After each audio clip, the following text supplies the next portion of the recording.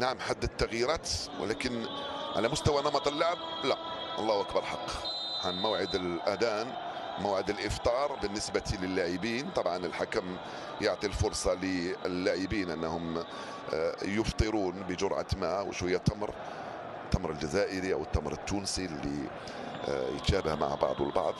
طبعا نعرف بانه في نيجيريا اكثر من 90% من شعب النيجر مسلم، وبالتالي هم ايضا ملتزمين بالافطار. تقبل الله منا ومنكم. طبعا حتى على مستوى الدوري الانجليزي، الاتحاد الانجليزي لكرة القدم اوصى الحكام بان يسمحوا للاعبين بان يفطروا اثناء بايقاف المباراة والافطار اثناء هذه المباراة، احتراما المشاعر المسلمين واحتراما ايضا للصائمين.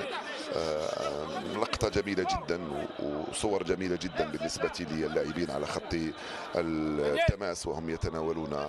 نعيش لحظات فعلا روحانية رائعة جدا بالنسبة للاعبين على خط التماس فوق أرضية الميدان، بعد أن سمح الحكم مباشرة بعد الأذان للاعبين. هؤلاء الجماهير طبعا ولا واحد يسمح لهم، لأنه بعد يسمح لهم الأذان وفقط يتناولون الإفطار، سواء المناصرين الجزائريين المقيمين في تونس أو الذين تنقلوا من الجزائر إلى تونس لمشاهدة هذه المباراة، أو حتى بالنسبة للجماهير النيجر المقيمة في تونس أو التي تنقلت كذلك من الجزائر، من جماهير المسلمة التي تؤدي واحدة من الفرائض الجميلة جدا.